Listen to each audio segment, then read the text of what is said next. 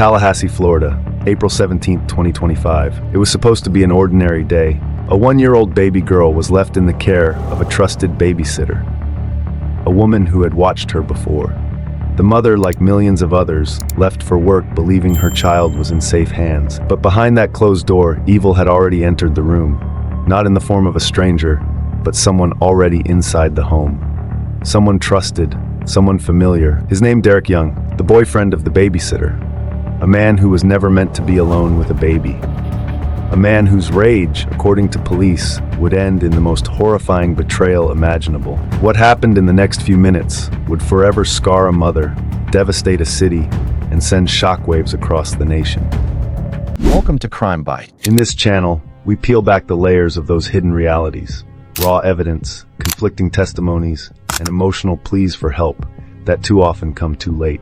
By looking into these crime bites, you'll see firsthand how broken trust, systemic oversights, and chilling motives can converge into stories that rattle us to the core. If you find this exploration as vital as we do, be sure to like this video, subscribe, and click the notifications button. Together, we can shine a light on the cases that demand attention, ensuring every voice, especially the silenced, finds the audience it deserves. April 17, 2024, began like any ordinary morning in Tallahassee. A mother, trusting and hopeful, handed over her 1-year-old daughter to a babysitter she had relied on more than once.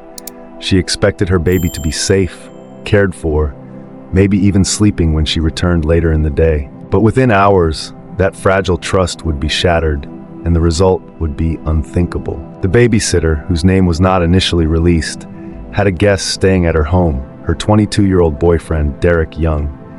According to police reports, Young wasn't supposed to be around the child. He wasn't the one responsible for her. But when left alone with the little girl, what unfolded behind closed doors defied any human sense of morality. By 6:45 p.m., the child was rushed to the hospital, unconscious and covered in bruises. Medical staff said they had never seen such horrific injuries on a toddler before. The child was dead within hours. The babysitter's boyfriend was the last adult to be alone with her. How can someone entrusted with a child become the reason she never wakes up again? The details would only get worse from there. An autopsy revealed catastrophic internal injuries. The official cause of death? Blunt force trauma to the abdomen. The kind of injuries that required force far beyond an accident. The child had extensive bruising, internal bleeding, and damage to her liver. When questioned by police, Derek Young initially gave inconsistent statements. He said the baby had fallen. He said she wouldn't stop crying. He said it was all a misunderstanding. But investigators saw through the lies. The timeline didn't match. His story kept changing, and the injuries told a truth far more horrifying than any words could. According to police affidavits, Young later admitted that he punched the 1-year-old in the stomach multiple times. Let that sink in. Punched a toddler multiple times. This wasn't a moment of lost temper. This was an eruption of violence against someone completely helpless. Someone who could barely walk. Someone who couldn't even form full sentences. And the man accused of killing her wasn't a stranger. He was invited in. Comment your thoughts. How should our justice system handle crimes this unspeakable? Like this video if you believe children deserve safety, even behind closed doors. Subscribe and click the bell for more true crime stories that give voice to the voiceless. So who is Derek Young? A 22-year-old man from Tallahassee, Florida, Young had no prior major offenses. But those who knew him described him as volatile, controlling, and unpredictable. Former friends claimed he had a temper. One ex-girlfriend said he once smashed a mirror during an argument. Another said he often lashed out when he felt powerless. In the interview room, Young wasn't apologetic. He wasn't weeping. In fact, according to law enforcement, his demeanor was disturbingly flat, cold, as if he didn't grasp the magnitude of what he had done. Psychologists later weighed in. This was someone potentially lacking empathy, someone who viewed the baby's crying not as communication, but as defiance. And in his warped mind, defiance deserved punishment. Prosecutors are now calling it one of the most brutal acts of child abuse they've seen in years. But that raises the most painful question of all. Why didn't anyone stop him before? When are the red flags enough to say, this person shouldn't be around children? While the nation's attention turned to Derek Young, Another figure loomed quietly in the background, the babysitter. She was the one entrusted with the care of the 1-year-old. The one who left her alone with a man capable of unimaginable cruelty. Why? She told police she stepped out for a short while and didn't realize what had happened until it was too late. But questions remain. Did she know about Young's temper? Did she suspect something? Did she ignore the signs? Authorities have not yet filed charges against her, but public opinion is fierce. On forums, in comment sections, and across news channels, people are demanding accountability, not just for the act, but for the environment that allowed it to happen. In Tallahassee, parents held vigils, placing tiny shoes and stuffed animals outside the home. Candles flickered in mourning, but beneath the grief was rage. Comment below. Should the babysitter be held legally responsible for leaving a child with her boyfriend? Like this video if you believe caregivers must be held to the highest standard of protection. Subscribe for more stories where the truth isn't just told, it's fought for. Tallahassee, Florida, a city known for its trees, tradition, and tight-knit neighborhoods, wasn't prepared for what had just happened. This wasn't a place where horrific headlines blended into the white noise of big city chaos. This was the kind of town where neighbors knew each other's children by name, where schools and churches were still the anchors of community life, where people paused to wave from porches. But in the days following the death of a 1-year-old girl, beaten to death by her babysitter's boyfriend, according to police, Tallahassee changed. It wasn't just the child's family who felt the loss. It was everyone. The ripple of shock turned into a tidal wave of mourning.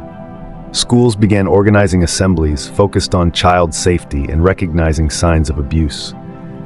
Teachers stood in front of classrooms, holding back tears while trying to explain to students, some barely older than the victim, how to talk about grief and fear. One local elementary school counselor said she hadn't seen this level of distress in students since the pandemic. The kids are asking if they're safe, she said. They're asking if monsters are real. Churches across Leon County opened their doors every evening for prayer vigils. Candles were lit. Songs were sung softly through tears. Parents clung to their children a little longer at night. At Sunday services, pastors offered sermons not on judgment, but on sorrow, urging congregants to lift up the family in prayer and to remember the name of a little girl who would never grow old enough to say her own. Local nonprofits quickly organized donation drives. Diapers, formula, stuffed animals, and baby clothes filled bins, items that would never be used by the child they were meant to honor, but would help others in need. One woman placed a white teddy bear at the base of a tree outside the home where the assault happened. Tied around the bear's neck was a note, "Fly high, little one. You mattered." Even the first responders, hardened by years on the job, couldn't shield themselves from the devastation. A veteran EMT with more than 2 decades of experience under his belt described the scene through trembling lips. You see a lot in this line of work. Gunshot wounds, overdoses, horrific accidents. But this, a baby? I've never seen anything like that. She was just tiny. The entire city seemed to pause in collective mourning. Grocery store clerks spoke in whispers. Strangers made eye contact and nodded with sad understanding. The trauma wasn't contained by one house. It seeped into streets, classrooms, churches, and kitchens. It carved a wound into the town's soul. And as the days passed, one question began to rise above the heartbreak. When an entire community shares in the grief, how do they begin to heal together? April 18th, 2025. Barely 24 hours had passed since the little girl was pronounced dead, and the wheels of justice were already turning. Derek Young, 30, stood accused of one of the most unimaginable crimes a community could confront, the fatal beating of a 1-year-old child. The arrest had been swift, the evidence damning. Young had reportedly confessed to authorities that he struck the baby out of frustration after she cried. According to the police report, he admitted to hitting her with a closed fist repeatedly, until her body went limp. In front of the Leon County Courthouse, a small crowd gathered, not to protest, but to witness. Some came to support the family. Others came simply because they needed to see justice begin. Inside the courtroom, tension hung thick. Reporters filled the back benches, their cameras banned, but their pens moving feverishly. The child's mother sat pale and trembling, her gaze fixed firmly downward. She refused to look at the man she once allowed into her home, who now stood accused of obliterating her world. The prosecutor's voice was steady as she laid out the charges: first-degree murder, aggravated child abuse. Each word felt like a hammer hitting stone. She detailed the autopsy's findings: gruesome, devastating, irrefutable. Blunt force trauma to the skull, internal hemorrhaging, multiple rib fractures, defensive wounds on the child's arms, tiny hands that had tried in vain to shield herself. As the charges were read, Derek Young remained expressionless. No apology, no emotion, just silence. There would be no bail, no comfort for the accused. The judge's decision was clear. Young would remain behind bars as he awaited trial. Outside the courtroom, the district attorney spoke to the press. "We will be pursuing the maximum penalty under Florida law," she said.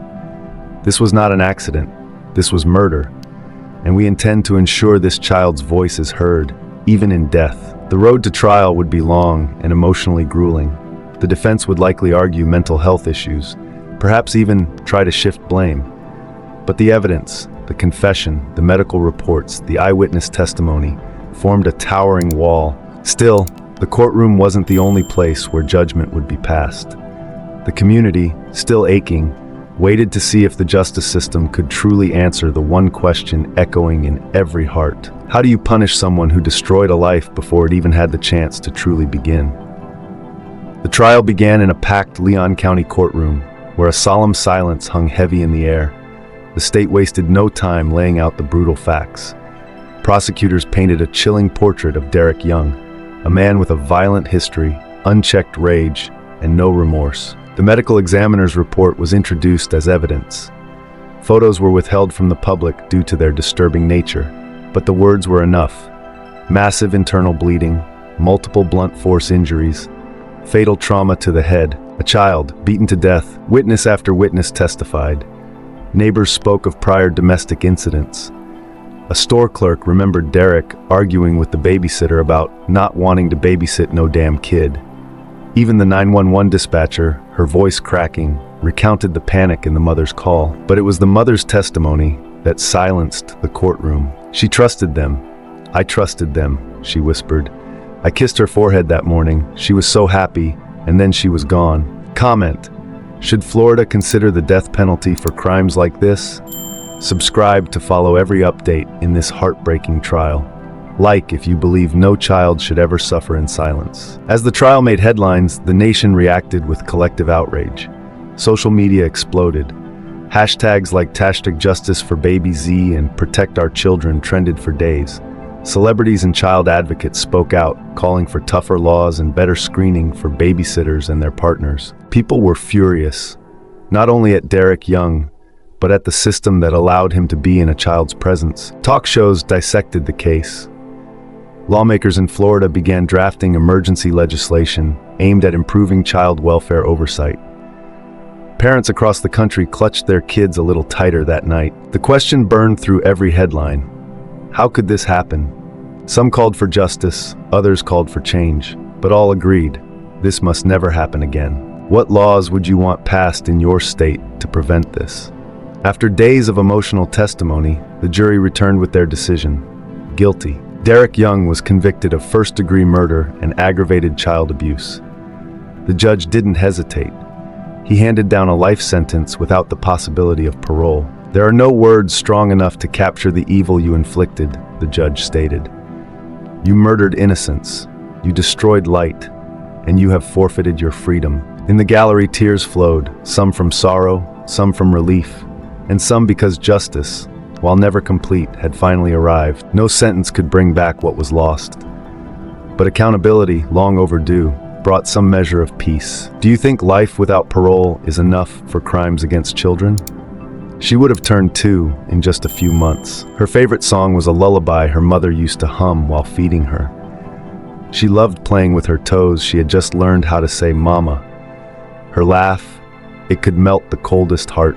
Her name has been kept private to protect her grieving family, but her memory now lives in the hearts of millions. In her honor, a child advocacy group was launched. Scholarships in her name are already helping other vulnerable children. A law, still in debate, is being named after her. She mattered. In the face of evil, our collective voice becomes a shield. Let this story remind us, every child deserves safety, love, and protection. The baby girl, her name withheld to protect the grieving family, won't get a first birthday party.